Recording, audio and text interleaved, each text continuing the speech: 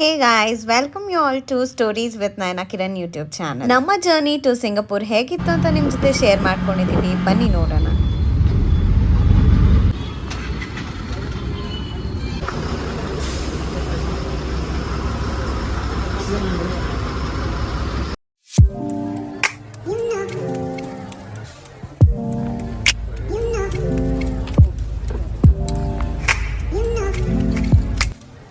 ಬ್ಯಾಂಗ್ಳೂರಿಂದ ಸಿಂಗಪೂರ್ಗೆ flight ಇರೋದ್ರಿಂದ ನಾವು ಮೈಸೂರಿಂದ ಬ್ಯಾಂಗ್ಳೂರ್ ಏರ್ಪೋರ್ಟ್ ಟರ್ಮಿನಲ್ 2ಗೆ ಫ್ಲೈ ಬಸ್ನ ಬುಕ್ ಮಾಡ್ಕೊಂಡಿದ್ವಿ. ಆಲ್ಮೋಸ್ಟ್ 5 ಅವರ್ಸ್ ಜರ್ನಿ ಆಯಿತು ಈ ಬಸ್ಸಲ್ಲಿ.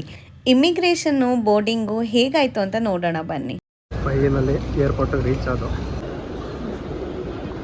ಇವಾಗ ಆಲ್ಮೋಸ್ಟ್ ಟೈಮ್ 8:30. ಇನ್ನು ನಮ್ಮ ಫ್ಲೈಟ್ ಇರೋದು 1 o'clockಗೆ. ನಮಗೆ A3ಯಿಂದ A7 ಮಿಡಲ್ಲಿ ಚೆಕ್-ಇನ್ಗೆ ಅಂತ ಆಪ್ಷನ್ ಸಿಕ್ಕಿರೋದು ಏರ್ ಇಂಡಿಯಾ ಫ್ಲೈಟ್ ಅವ್ರದ್ದು. So we are just going there. ನಮಗೆ ಫ್ಲೈಟ್ 1 o'clock ಇರೋದ್ರಿಂದ 9:30 ಮೇಲೆ ಚೆಕ್-ಇನ್ ಸ್ಟಾರ್ಟ್ ಆಗುತ್ತೆ ಅಂತ ಹೇಳಿದ್ದಾರೆ. ಸೊ ಇನ್ನೂ ಎಲ್ಲೂ ಚೆಕ್-ಇನ್ ಸ್ಟಾರ್ಟ್ ಆಗಲ್ಲ. ಇಲ್ಲೇ A3 to A7 ನಾವು ಇಲ್ಲಿ ಚೆಕ್-ಇನ್ ಮಾಡಬೇಕಾಗಿರೋದು. ಇವತ್ತು ಎಷ್ಟು ಬ್ಯುಸಿ ಅಂತ ತೋರಿಸ್ತೀನಿ ಕಿರಣ್. ನೋಡಿ, ಇಲ್ಲಿ ಬಂದು ಆಫೀಸು ಇದೇನೆ. ಚೆಕ್-ಇನ್ ಬ್ಯಾಗು 25 kg ಏನು ಆಪ್ಷನ್ ಇದೆ. ಸೊ ಅದನ್ನು ಚೆಕ್-ಇನ್ ಮಾಡೋಕ್ಕೆ ಇನ್ನೂ ಹಾಫ್ ಆನ್ ಅವರು. ಅದಾದಮೇಲೆ ಬೋರ್ಡಿಂಗ್ ಪಾಸು. ಸೊ ಅದಾದಮೇಲೆ ನಾವು ಇಮಿಗ್ರೇಷನ್ಗೆ ಹೋಗ್ಬೇಕು. ಇಮಿಗ್ರೇಷನ್ ಎದುರುಗಡೆನೇ ಕೂತಿದ್ದೀವಿ, ಅಂದರೆ ಅದು ಎಂಟ್ರಿ ಎದುರುಗಡೆನೇ ಕೂತಿದ್ದೀವಿ. ಸ್ವಲ್ಪ ಬೋರ್ ಆಗುತ್ತೆ, ಕೂರಕ್ಕೂ ತುಂಬ ಸ್ಪೇಸ್ ಇಲ್ಲ. ಇನ್ನೊಂದೇನೆಂದರೆ ಫ್ಲೈ ಬಸ್ಸಲ್ಲಿ ಮೈಸೂರಿಂದ ಬರೋರು ಸ್ವಲ್ಪ ಟೈಮಿಂಗ್ಸ್ ನೋಡಿ ಬನ್ನಿ, ಯಾಕಂದರೆ ಎಕ್ಸ್ಪ್ರೆಸ್ ವೇ ಬೇಗ ಬರುತ್ತೆ ಅಂತ ನಿಮ್ಮ ಒಂದು ಅಂದಾಜಿರುತ್ತೆ. ಬಟ್ ಈಗ ಆ ಥರ ಆಗಲ್ಲ. ಸ್ಪೀಡ್ ಲಿಮಿಟು ಎಲ್ಲ ಸ್ಟ್ರಿಕ್ಟ್ ಆಗಿರೋದ್ರಿಂದ ಕಮ್ಮಿ ಸ್ಪೀಡಲ್ಲಿ ಬರುತ್ತೆ. ಎಕ್ಸಾಕ್ಟಾಗಿ 9:30 ಆಗಿದೆ. ಇವಾಗ ಚೆಕ್-ಇನ್ ಹತ್ರ ಹೋಗಿ ಬೋರ್ಡಿಂಗ್ ಪಾಸು ಮತ್ತು ಲಗೇಜ್ ಚೆಕ್-ಇನ್ ಮಾಡೋದಕ್ಕೆ ನೋಡೋದ ಕ್ಯೂ ಆಲ್ರೆಡಿ ಸ್ಟಾರ್ಟ್ ಆಗಿದೆ. ನೆಕ್ಸ್ಟ್ ಇಮಿಗ್ರೇಷನ್ ಆ್ಯಂಡ್ ನಮ್ಮ ಬೋರ್ಡಿಂಗು. ಸೊ ಬನ್ನಿ ಇವಾಗ ಚೆಕ್-ಇನ್ ಮಾಡೋಣ ಫಸ್ಟು.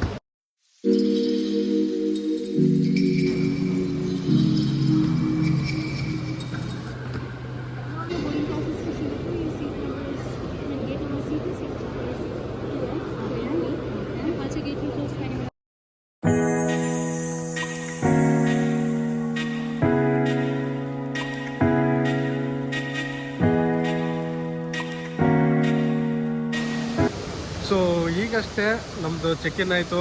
ಲಗೇಜ್ ಆಲ್ರೆಡಿ ಚೆಕ್-ಇನ್ ಮಾಡಾಯಿತು, ಅಂದರೆ 25 kg ಏನಿರುತ್ತೆ ಅದು. ಇಮಿಗ್ರೇಷನ್ನು ಆಯಿತು, ಸ್ಟ್ಯಾಂಪಿಂಗ್ ಕೂಡ ಆಯಿತು ಪಾಸ್ಪೋರ್ಟಲ್ಲಿ. ಏನಿಲ್ಲ, ಸುಮ್ಮನೆ ಎಲ್ಲಿಂದ ಏನಕ್ಕೆ ಅಂತ ಕೇಳಿದ್ರು ಅಷ್ಟೇ. ಅದಾದ್ಮೇಲೆ ನಾನಂತೂ ಏನಕ್ಕೆ ಕೇಳಿಲ್ಲ. ಬೇಸಿಕ್ ಕ್ವಶನ್ ಇತ್ತು, ಅಂದರೆ ಎಲ್ಲಿಗೆ ಹೋಗ್ತಿದ್ದೀರಾ, ಏನಕ್ಕೆ ಹೋಗ್ತಿದ್ದೀರಾ, ವರ್ಕ್ ಏನು ಮಾಡ್ತಿದ್ದೀರಾ. ಸೊ ಈ ಥರ ಬೇಸಿಕ್ ಕ್ವಶನ್ ಇತ್ತು. ಕನ್ನಡದಲ್ಲೂ ಮಾತಾಡ್ಸಿದ್ರು, ಸೊ ಅದು ಅನುಕೂಲ ಆಯಿತು. ಇಂಗ್ಲೀಷ್, ಹಿಂದಿ ಆ್ಯಂಡ್ ಕನ್ನಡ ಯಾವ್ದು ಬೇಕಾದ್ರೂ ಮಾತಾಡ್ತಾರೆ. ಈಗ ನಮ್ಮದು ಚೆಕ್-ಇನ್ ಕೂಡ ಆಗಿದೆ. ಈಗ ಹೊರಟಿದ್ದೀವಿ. ಲಾಂಚ್ ಎಲ್ಲ ನೋಡಿ ಆ್ಯಂಡ್ ದೆನ್ ನಮ್ಮ ಬೋರ್ಡಿಂಗ್ ಟೈಮ್ಗೆ ಏನಾಗುತ್ತೆ ಚೆಕ್ ಮಾಡಿ ನಾವು ಫ್ಲೈಟ್ ಬೋರ್ಡ್ ಹಾಕಿ. ಅದಕ್ಕೂ ಮುಂಚೆ ಅವಳು ಊಟ ತೋರಿಸ್ತಿದ್ದಿಲ್ಲ, ಊಟ ಮಾಡಬೇಕು. ಇನ್ನು ಊಟ ಮಾಡಿಲ್ಲ. 10:30 ಆಯಿತು ಟೈಮು. ನಾವಿರೋದೀಗ ಡ್ಯೂಟಿ ಫ್ರೀ ಲಿಕ್ಕರ್ ಶಾಪಲ್ಲಿ. ಎಷ್ಟು ಕ್ರೇಜಿಯಾಗಿ ಬಿಗ್ ಆಗಿದೆ.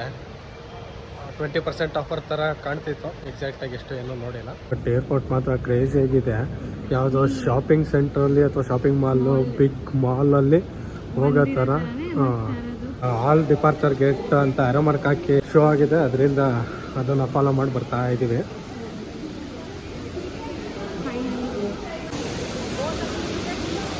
ಗ್ರೀನರಿ ಮತ್ತು ಫಾಲ್ಸು ಥೀಮು ತುಂಬಾ ಇದೆ. ಬೆಂಗಳೂರಲ್ಲಿ ಕೆಂಪೇಗೌಡ ಇಂಟರ್ನ್ಯಾಷನಲ್ ಏರ್ಪೋರ್ಟ್ ಆ್ಯಕ್ಚುಲಿ ಬಂದು ಥೀಮ್ ಹೇಳೋದಾದರೆ ಒಂಥರ ವುಡನ್ ಥೀಮ್ ಇದೆ, ಅಂದರೆ ಬ್ಯಾಂಬೋ ಮತ್ತು ವುಡನ್ ಥೀಮ್ ಏನಿದೆ. ಕಂಪ್ಲೀಟ್ ಟರ್ಮಿನಲ್ 2 ಅದೇ ಥರ ಇದೆ. ಬಟ್ ಅದು ಹೈಫೈ ಆಗಿ, ಪಾಶ್ ಆಗಿ, ಸ್ಟ್ಯಾಂಡರ್ಡ್ ಆಗಿ ಕೊಟ್ಟಿದ್ದಾರೆ.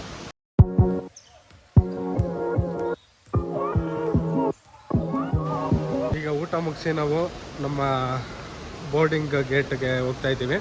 C2 ನಮ್ಮದು. ನಮ್ಮ ಎದುರುಗಡೆ ಇರೋದು C1ಇಂದ C6 ತನಕ ಆ್ಯಂಡ್ D1ಇಂದ D13 ತನಕ ಗೇಟ್ ಬಂದು ಇಲ್ಲಿರೋದು. ಇವಾಗ ಅಂದರೆ ನಮ್ಮ ಆ್ಯಕ್ಚುಲಿ ಮೇಲು, ಮೆಸೇಜು, ವಾಟ್ಸಪ್ಪು ಎಲ್ಲದರಲ್ಲೂ ಬರ್ತಿದೆ. ಬೋರ್ಡಿಂಗು ಬಿಫೋರ್ 20 minutes ಕ್ಲೋಸ್ ಆಗುತ್ತೆ ಅಂತ, ಡಿಪಾರ್ಚರ್ ಆಗೋ ಟೈಮ್ಗೆ. ಅಷ್ಟರೊಳಗಡೆ ಹೋಗ್ಬೋದು ಆರಾಮಾಗೆ. ಆ್ಯಂಡ್ ನಾವು ಹೋಗ್ತಿರೋ ಫ್ಲೈಟು ಬೆಂಗಳೂರಿಂದ ಡೈರೆಕ್ಟ್ ಸಿಂಗಾಪುರ್ಗೆ ಇರೋದು. ಎಲ್ಲೂ ಏನೂ ಲೇ ಓವರ್ ಇಲ್ಲ. ಬರ್ತಾ ಇರೋದು ಅದು ಆ್ಯಕ್ಚುಲಿ ಡೆಲ್ಲಿಯಿಂದ ಬ್ಯಾಂಗ್ಳೂರು ಬಂದು ಬ್ಯಾಂಗ್ಳೂರಿಂದ ಡೈರೆಕ್ಟ್ ಸಿಂಗಾಪುರು. ಇಲ್ಲಿಗೆ ಸದ್ಯಕ್ಕೆ ಡೆಲ್ಲಿಯಿಂದ ಬರ್ತಾರೆ ಫ್ಲೈಟು ಬ್ಯಾಂಗ್ಳೂರಿಗೆ. ಯಾವುದೇ ರೀತಿ ಡಿಲೇ ಇಲ್ಲ. ಆನ್ ಟೈಮ್ ಇದೆ ಅಂತ ಸ್ಟೇಟಸ್ ಶೋ ಆಗ್ತಿದೆ. ಇಲ್ಲಿ ನೋಡಿ ಸೋಂಬೇರಿ ಸಿದ್ಧಿ ಯಾವ ಥರ ಬರ್ತಾಳೆ. ನಾನು ಬ್ಯಾಗೆಲ್ಲ ಹಾಕೊಂಡು ನಡ್ಕೊಂಡು ಬರ್ತಾ ಇದ್ದೀನಿ, ಅವಳು ಎಸ್ಕಲೇಟ್ರಲ್ಲಿ ಯಾವ ಬ್ಯಾಗು ಇಟ್ಕೊಳ್ದೆ ಆರಾಮಾಗಿ ಬರ್ತಿದ್ದಾಳೆ. C5 C6 ಇಲ್ಲಿ C1 to C4 ಇನ್ನು ಮುಂದೆ. ನಮ್ಮ ಬೋರ್ಡಿಂಗ್ ಗೇಟ್ ಬಂದು C2. ಸೊ ಇನ್ನು ಮುಂದೆ ಹೋಗಿ ನೋಡೋಣ C2.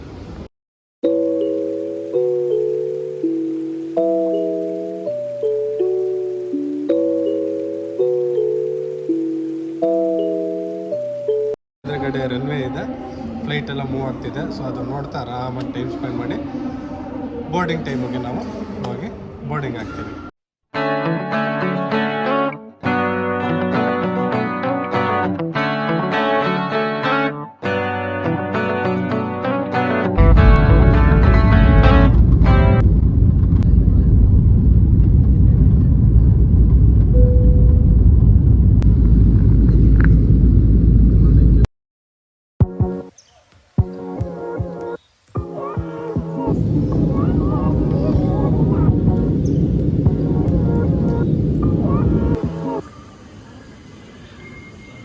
ಇಂಡಿಯನ್ ಟೈಮ್ ಪ್ರಕಾರ 6 o'clock, ಬಟ್ ಸಿಂಗಾಪುರ್ ಟೈಮ್ ಪ್ರಕಾರ ಆಲ್ಮೋಸ್ಟ್ 8:30 ಆಗಿದೆ. ಲ್ಯಾಂಡ್ ಆಗಿ ಫ್ಲೈಟಿಂದ ಇಳಿದು ಟರ್ಮಿನಲ್ 2 ಅಲ್ಲಿ ಹೋಗ್ತಾ ಇದ್ದೀವಿ. ನಮ್ಮ ಲಗೇಜ್ ಕಲೆಕ್ಟ್ ಮಾಡಬೇಕು. ಏನು ಪ್ರೊಸೆಸ್ ಇದೆ ಮುಗಿಸಿ ನಿಮಗೆ ನಮ್ಮ ಪ್ರಯಾಣ ಎಲ್ಲಿಗೆ ಏನು ಐ ವಿಲ್ ಶೋ. ಹಂಗಿತ್ತು ಫ್ಲೈಟ್ ಜರ್ನಿ ಎಕ್ಸ್ಪೀರಿಯನ್ಸು ಎಲ್ಲ. ಫ್ಲೈಟ್ ಫೇರಲ್ಲೇ ಫುಡ್ಡು ಕೂಡ ಇನ್ಕ್ಲೂಡೆಡ್. ಪ್ರತಿಯೊಬ್ಬರಿಗೂ food, soft drinks, water, coffee, tea ಪ್ರತಿಯೊಂದೂ ಇನ್ಕ್ಲೂಡ್ ಆಗಿತ್ತು. ಒಂದು best option. Definitely it be a very smooth exit ಅಂದ್ಕೊಳ್ಳಿ. ಆ್ಯಂಡ್ ನಾವು ಇಲ್ಲಿಗೆ ಬರೋಕ್ಕೆ ಮುಂಚೆ ತುಂಬಾ ಯೂಟ್ಯೂಬಲ್ಲಿ ವೀಡಿಯೋಸ್ ನೋಡಿದ್ದೀವಿ. ಇಮಿಗ್ರೇಷನ್ ಆದಮೇಲೆ ಎಲ್ಲಿ ಹೋಗಬೇಕು, ಏನು ಮಾಡಬೇಕು, ಯಾವ ಟರ್ಮಿನಲಿಂದ ಯಾವ ಕಡೆ ಪ್ರತಿಯೊಂದು ಕೂಡ ನಾವು ರೂಟ್ ಮ್ಯಾಪ್ ಆಲ್ರೆಡಿ ಪ್ರಿಪೇರ್ ಮಾಡ್ಕೊಂಡಿದ್ದೀವಿ. ಸೊ ಹಾಗಾಗಿ we are not finding it very difficult.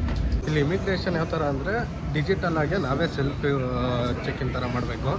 ಅಲ್ಲೇ ಟ್ಯಾಬ್ಲೆಟ್ ಇಟ್ಟಿರ್ತಾರೆ, ಅಂದರೆ ಒಂದು ನಿಯರ್ಲಿ 10 ಟ್ಯಾಬ್ಲೆಟ್ಸ್ ಇರುತ್ತೆ. ಆ್ಯಂಡ್ ಮೊಬೈಲ್ಗೂ ಲಿಂಕ್ ಬರುತ್ತೆ ವೈಫೈ ಕನೆಕ್ಟ್ ಆಗ್ತಿದ್ದಂಗೆ. ಅದರಲ್ಲೂ ಮಾಡ್ಬೋದು. ಸೇಮ್ ಟ್ಯಾಬ್ಲೆಟಲ್ಲಿ ಏನು ಮಾಡ್ಬೋದು ಅದನ್ನೇ ಪರ್ಸನಲ್ ಮೊಬೈಲಲ್ಲೂ ಮಾಡ್ಬೋದು. ಹಂಗೆ ಏರ್ಪೋರ್ಟಲ್ಲಿ ಫೇಮಸ್ ಇರೋದೆ ಜುವೆಲ್. ಅದೊಂದು ಸೈಟ್ ಸೀಯಿಂಗ್ ಥರನೇ ಇದೆ ಏರ್ಪೋರ್ಟಲ್ಲಿ.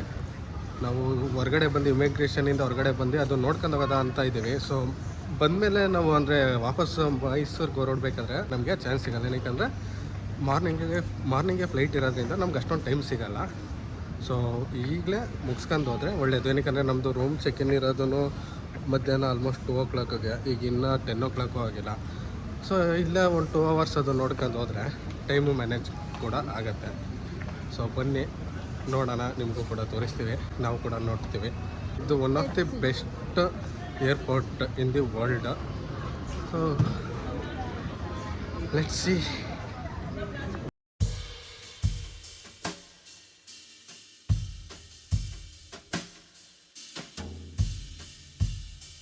ಎಲ್ಲ ಕಡೆನೂ ಈ ಥರ ರೂಟ್ ಮ್ಯಾಪ್ ಹಾಕಿದ್ದಾರೆ. ಸೊ ಅದು ನೋಡ್ತಾ ನೀವು ಆರಾಮಾಗಿ ಹೋಗ್ಬೋದು. ನಾವು ಆ್ಯಕ್ಚುಲಿ ಮೈಸೂರಿಂದ ನಾವೇ ಓನಾಗೆ ಎಲ್ಲ ಥರ ಬುಕ್ ಮಾಡ್ಕೊಂಡು ಬಂದಿದ್ದು. ಬಟ್ ವೀಸಾ ಒಂದು ಮಾತ್ರ ಟ್ರಾವೆಲ್ ಏಜೆಂಟ್ ಮುಖಾಂತರ ಮಾಡ್ಕೊಂಡು ಬಂದಿದ್ದು. ನಾವೇ ಅದನ್ನು ಅಪ್ಲೈ ಮಾಡಿ ತಗೊಳ್ಳೋ ಥರ ಆಪ್ಷನ್ ಇಲ್ಲ. ಸೊ ಏಜೆಂಟ್ ಮುಖಾಂತರನೇ ಮಾಡ್ಕೋಬೇಕು. ಸೊ ಏಜೆಂಟ್ ಮುಖಾಂತರನೇ ಮಾಡ್ಕೊಳ್ಳಿ. ಆಲ್ಮೋಸ್ಟ್ ಪರ್ ಹೆಡ್ 4.5K ಆಗುತ್ತೆ. ನಾವಾಗೆ ಬುಕ್ ಮಾಡ್ಕೊಂಡು ಬಂದಿರೋದ್ರಿಂದ ಐಟಿನರಿ ನಾವೇ ಸೆಲೆಕ್ಟ್ ಮಾಡ್ಕೊಂಡಿದ್ದೀವಿ. ಟೈಮ್ ಸ್ಲಾಟ್ ಕೂಡ ನಾವೇ ಸೆಲೆಕ್ಟ್ ಮಾಡ್ಕೊಂಡಿದ್ದೀವಿ. ಈಗ ಟ್ರಾವೆಲ್ ಏಜೆಂಟ್ ಮುಖಾಂತರನೇ ಫುಲ್ A to Z ಮಾಡ್ಕೊಂಡು ಬಂದಿದ್ರೆ ಈಗ ಏರ್ಪೋರ್ಟಿಂದ ಎಕ್ಸಿಟ್ ಆಗ್ತಿದ್ದಂಗೆ ಹೋಗ್ಬೇಕಿತ್ತು. ಸೊ ನಾವೇ ಬಂದಿರೋದ್ರಿಂದ ನಾವು ಏನು ಬೇಕಾದರೂ ಅಡಿಷನಲ್ ಟೈಮಲ್ಲಿ ನೋಡ್ಕೊಂಡು ಹೋಗ್ಬೋದು.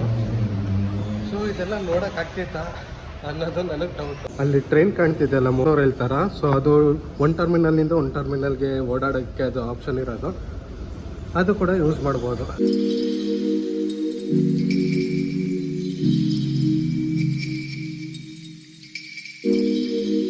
ಡೈರೆಕ್ಟು ಎದುರುಗಡೆ ಕಾಣ್ತಿರೋ ಕಡೆ ಕರ್ಕೊಂಡು ಹೋಗ್ತೀನಿ. ಎಷ್ಟು ನ್ಯಾಚುರಲ್ ಆಗಿ ಫಾರೆಸ್ಟ್ ಫೀಲ್ ಕೊಟ್ಟಿದ್ದಾರೆ ಬಿಲ್ಡಿಂಗಲ್ಲಿ. ಕ್ರೇಜಿ. ವರ್ಲ್ಡ್ ಫೇಮಸ್ ಚಾಂಗಿ ಏರ್ಪೋರ್ಟಲ್ಲಿ ಜುವೆಲ್ ಟರ್ಮಿನಲ್ಲು. ಈ ಪೋರ್ಷನಲ್ಲಿ ವಾಟರ್ ಫಾಲ್ ಬರುತ್ತೆ.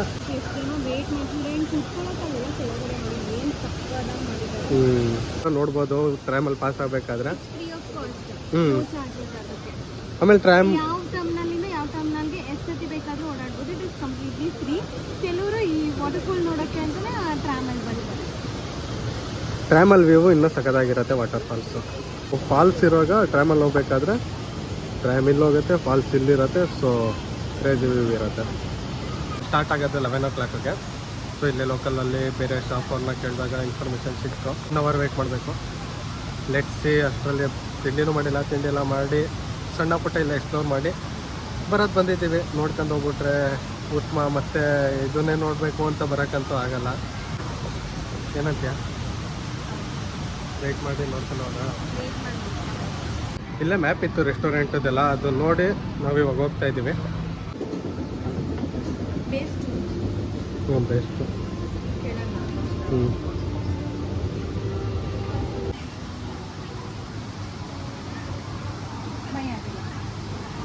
ಚಲೋ ಬಿಟ್ಟು ಸೆಲೆಕ್ಟ್ ಮಾಡು.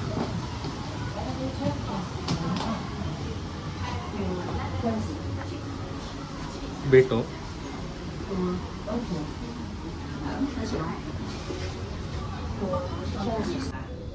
我就带着行李他们太累了，想他自己来已经累够了的了，不过这可以了。ಸೊ 11 o'clock ಸ್ಟಾರ್ಟ್ ಆಗುತ್ತೆ ಅಂತ ಗೊತ್ತಿರೋದ್ರಿಂದ ಜನ ಸಾಗರ, ಎಷ್ಟು ಜನ ಗ್ಯಾದರ್ ಆಗಿದ್ದಾರೆ ಇದು ನೋಡೋಕ್ಕೆ. ಸೊ ನಾವು ಒಂದು ಕಡೆ ಸೆಟಲಾಗಿ ಕೂತಿದ್ದೀವಿ. ನೋಡೋಣ. 4 minutesಲ್ಲಿ ಸ್ಟಾರ್ಟ್ ಆಗುತ್ತೆ. ಇಲ್ಲೇ ಒಂದು ಕಡೆ ಜಾಗ ಸಿಕ್ಕಿತ್ತು, ಕೂತಿದ್ದೀವಿ.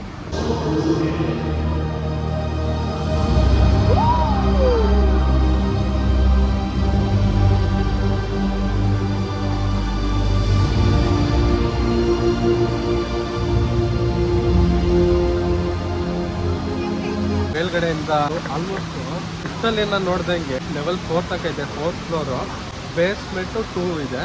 ಸೊ 4 + 2 6 ಫ್ಲೋರ್ ಅಷ್ಟು ವಾಟರ್ ಫಾಲ್ ಆಗುತ್ತೆ.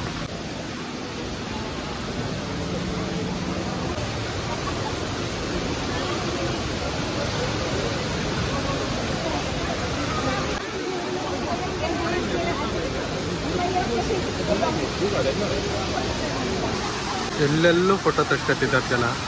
ಅಲ್ಲಿ ಮೇಲ್ಗಡೆನೂ ನೋಡ್ಬೋದು. ಈ ಕಡೆ ಹೋದರೆ ಅಲ್ಲೂ ಮೇಲ್ಗಡೆ ಎಲ್ಲರೂ ಫೋಟೋ ವೀಡಿಯೋ ಮಾಡ್ತಿದ್ದಾರೆ. ಕೆಳಗಡೆ ಬಂದರೆ ಎಲ್ಲೂ ಕೂಡ ಫೋಟೋ ವೀಡಿಯೋಸು. ಆ್ಯಂಡ್ ಟ್ರ್ಯಾಮಲ್ಲೂ ಕೂಡ ಫೋಟೋ ವೀಡಿಯೋಸ್ ಮಾಡ್ತಿರ್ತಾರೆ ಜನ. ಕ್ರೇಜಿ. ಮತ್ತು ನಾವು MRT ಸ್ಟೇಷನ್ ಕಡೆ ಹೋಗ್ತಾ ಇದ್ದೀವಿ. ಅದೇನೆ ಅಂದರೆ ಒಂದು ಸೆಕೆಂಡ್ ನಾವು ಯಾವ ವೇಯಲ್ಲಿ ಬಂದು ಟರ್ಮಿನಲ್ 2 ಇಂದ ಅದೇ ವೇಯಲ್ಲಿ ಟರ್ಮಿನಲ್ 2ಗೆ ಹೋಗಿ ಅಲ್ಲೇ ನಮಗೆ MRT ಸಿಗತ್ತೆ. ಸೊ ಅಲ್ಲಿಂದ ನಾವು MRT ತಗೊಂಡು ಲಿಟಲ್ ಇಂಡಿಯಾಗೆ ಹೋಗ್ತೀವಿ. ನಾವು ರೂಮ್ ಮಾಡಿರೋದು ಲಿಟಲ್ ಇಂಡಿಯಾದಲ್ಲಿ. ಖುಷಿ ಆಯಿತು ಅದು ನೋಡಿದ್ದು. ನಾವು ನೋಡೋಕ್ಕಾಗಲ್ಲ ಅಂತ ಅನ್ಕೊಂಡಿದ್ದು ಆ್ಯಕ್ಚುಲಿ. 11 ಗಂಟೆಗೆ ಸ್ಟಾರ್ಟ್ ಆಯಿತು. ನಾವು ಮಾಡೋಕ್ಕಾಗಲ್ಲ, ಬಂದಮೇಲೆ ನೋಡಲೇಬೇಕು. ನೋಡಿದ ತಕ್ಕಂಗೆ ಖುಷಿ ಆಯಿತು. ಜನನೂ ಅಷ್ಟೇ ವೆಯ್ಟ್ ಮಾಡಿ ನೋಡಿ ಒಳ್ಳೆ ಕ್ರೌಡ್ ಇತ್ತು. ಮ್ಯಾಕ್ಸಿಮಮ್ ಅದನ್ನು ಮಿಸ್ ಮಾಡಬೇಡಿ, ನೋಡೋಕ್ಕೆ ಟ್ರೈ ಮಾಡಿ. ಒನ್ ಟೈಮ್ ನೋಡಲೇಬೇಕು ಆ ಥರ ಅಂತೂ 100% ಇದೆ. MRT ಇನ್ನು ಕೆಳಗಡೆ ಇದೆ ಅಂತ ಇದೆ. ನಾವು MRTಗೆ ಹೋಗ್ಬೇಕೀಗ.